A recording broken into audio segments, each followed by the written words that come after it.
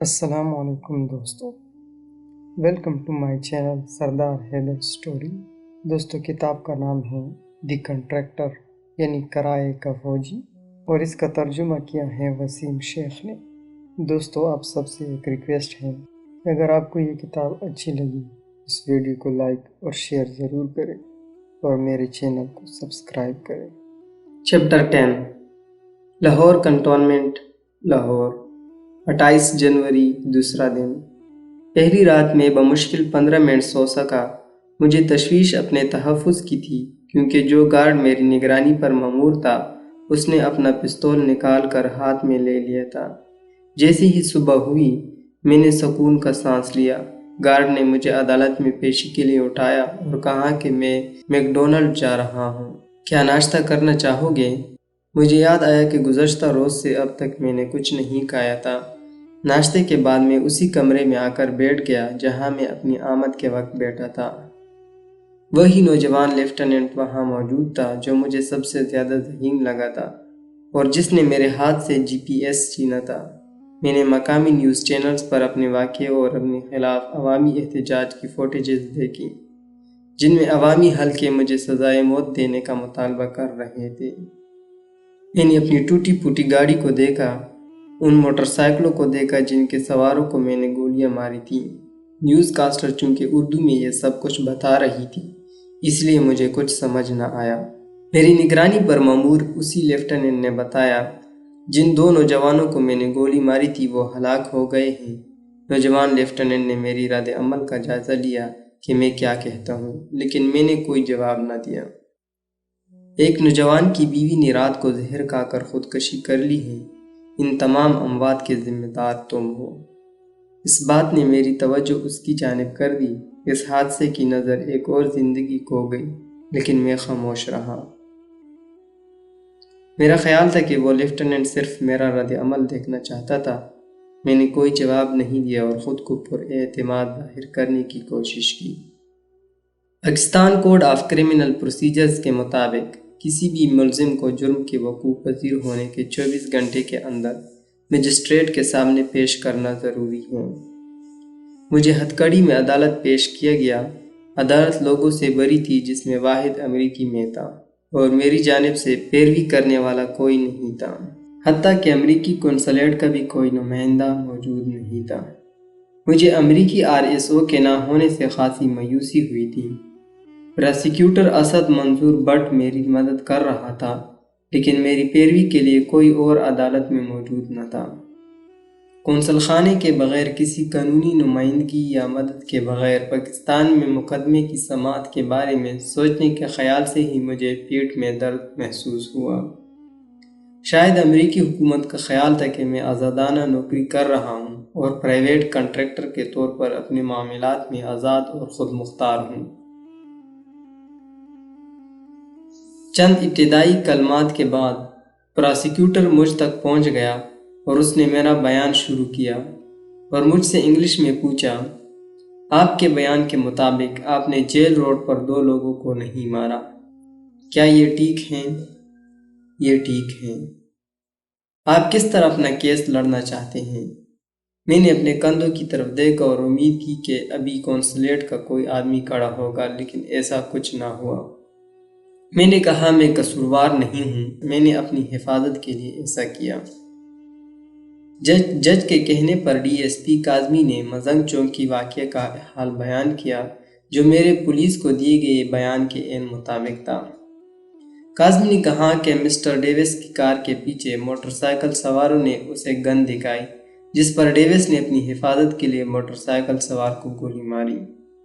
DSP Kazmi کے بیان سے مجھے حوصلہ ہوا کہ پولیس حقائق تک پہنچنے کی کوشش میں ہے۔ پراسیکیوٹر بٹ صاحب نے مجھ سے پوچھا، کیا میں کوئی اور زبان جانتا ہوں؟ کیا میں اردو جانتا ہوں؟ نہیں میں نہیں جانتا، لیکن میرا خیال ہے تم اردو جانتے ہو۔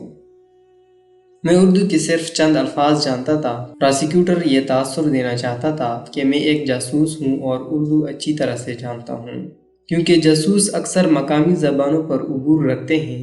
اس لیے پراسیکیوٹر نے جج کے ساتھ اردو میں گفتگو شروع کر دی، جس پر میں نے اعتراض کرتے ہوئے جج سے کہا، میں معذرت خواہ ہوں سر، میں صرف انگلش جانتا ہوں اور عدالتی کارروائی سمجھنے سے قاصر ہوں۔ میں نہیں جانتا کہ آپ کیا کہہ رہے ہیں۔ پراسیکیوٹر اس بات کا فائدہ اٹھا رہے تھے کہ میری کوئی پیروی نہیں کر رہا۔ بعد ازاں مجھے معلوم ہوا کہ جن لڑکوں کو میں نے گولی ماری تھی وہ پولیس ریکارڈ یافتہ اور 50 مرتبہ گرفتار ہو چکے تھے۔ اس واقعے کے بعد ان کے قبضے سے چوری شدہ موبائل اور غیر لائسنسی اسلحہ برآمد ہوا۔ اس کے باوجود پراسیکیوٹر نے مجھے عدالت میں مجرم ثابت کرنے کی بھرپور کوشش کی اور کہا کہ میں نے حیدر کو بھاگتے ہوئے گولی ماری ہے۔ پراسیکیوٹر کا کہنا تھا کہ یہ ایک ثابت شدہ کیس ہے، لیکن جج نے مجھے 14 دن کے جوڈیشنل ریمانڈ پر جیل بھیجنے کے احکامات دے دیے۔ یہ پاکستان میں عدالتی انصاف کا ایک نمونہ تھا۔ عدالت کے باہر ایک گاڑی میرا انتظار کر رہی تھی۔ مجھے اس میں بٹھا دیا گیا۔ مجھے نہیں پتا کہ اب کہاں جانا ہے اور کیا کرنا ہے۔ تھوڑی دیر کی ڈرائیونگ کے بعد پولیس کینال روڈ پر واقع لاہور پولیس ٹریننگ کالج کی عمارت میں پہنچ گئی، جہاں درجنوں کلاشنکوف بردار اہلکار حفاظت پر مامور تھے اور سب AK-47 رائفلوں سے مسلح تھے۔ وہاں مجھے ایک چھوٹے سے کمرے میں رکھا گیا۔ کئی گھنٹے بعد ایک اہلکار نے مجھے مخاطب کر کے انٹرویو کا لفظ بولا۔ مجھے لگا کہ پولیس مزید تفتیش کرنا چاہتی ہے۔ اہلکار مجھے ایک بڑے کمرے میں لے گیا، جہاں مجھے یہ دیکھ کر خوشگوار حیرت ہوئی کہ قونصلیٹ جنرل لاہور کی ٹیم مجھ سے ملنے کے لیے آئی ہوئی تھی۔ اس ٹیم میں قونصل جنرل کارمیلا کونرائے بھی شامل تھی، جو پوری قونصلیٹ کی انچارج تھی۔ وہ صرف اسلام آباد میں سفیر کیمرون مینٹر کو جواب دیتی۔ ان سے میری پہلے بھی کئی مرتبہ ملاقات ہو چکی تھی اور میں نے ان کے گھر پر کئی تقریبات میں بھی شرکت کی تھی۔ ان کے گھر کی کرسمس پارٹیز بڑی مشہور تھی۔ ایک بار انہوں نے میری ٹیم کو اپنے گھر فلم دکھانے کے لیے بھی مدعو کیا تھا۔ وہ کیریئر ڈپلومیٹ تھی اور لاہور سے پہلے افغانستان میں مہاجرین کی ریجنل کوآرڈینیٹر تھی۔ اس کے علاوہ وہ جاپان میں بھی تعینات رہیں۔ میں کارمیلا کے آنے سے کافی پرسکون ہو گیا۔ جیسے ہی میں کمرے میں داخل ہوا، وہ میز کی دوسری طرف اٹھ کھڑی ہوئی، مجھ سے ہاتھ ملایا اور میرا جائزہ لینے لگی۔ کیسے ہو رے؟ میں ٹھیک ہوں۔ کارمیلا کے پیچھے کھڑا ہوا آدمی آگے بڑھا اور ہاتھ ملاتے ہوئے کہا، میں ڈیل رش، سفارت خانے میں ریجنل میڈیکل افیسر ہوں۔ میں 18 ڈیلٹا ہوں، میں نے اسے بتایا۔ 18 ڈیلٹا اسپیشل فورس میں میڈیکل سرجن کا کوڈ تھا۔ ڈیل نے کوڈ متعارف کروانے پر شکریہ ادا کیا اور بولا، میں بھی اسپیشل فورس کے میڈیکل سے وابستہ ہوں، اس لیے میں بھی 18 ڈیلٹا ہوں۔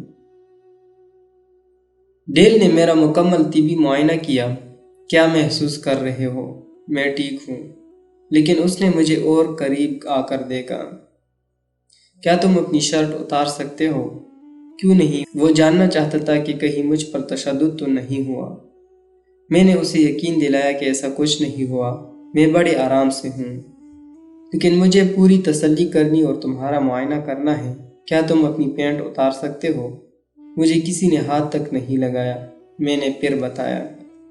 کارمیلا یہ بات سن کر ایکسکیوز می کہتی ہوئی کمرے سے باہر چلی گئی۔ میں نے پینٹ اتاری، ڈیل نے معائنہ کیا اور اطمینان کا اظہار کیا۔ میں نے معائنہ کر لیا ہے، سب ٹھیک ہے۔ ڈیل نے کارمیلا سے کہا کہ وہ واپس آ سکتی ہیں۔ کارمیلا نے اپنی کرسی سنبھالی اور کہا کہ میری بیوی اور بیٹا فکر مند ہیں۔ کارمیلا نے مجھے ایک پیڈ اور پین دیتے ہوئے کہا کہ اگر اپنی فیملی کے نام کوئی پیغام دینا ہے تو اس پر لکھ دوں۔ میرے لیے تکلیف دہ امر یہ تھا کہ قونصلیٹ کی ذاتی دلچسپی کے باوجود میں نہیں جانتا تھا کہ کب تک پولیس کی حراست میں رہنا پڑے گا۔ ہم اس پر کام کر رہے ہیں رے، میرے پاس جتنی طاقت ہے وہ میں لگا رہی ہوں۔ میں وعدہ کرتی ہوں تم جلد باہر ہوں گے۔ کارمیلا کی آواز اور لہجہ بتا رہا تھا کہ وہ کوشش کر رہی ہیں۔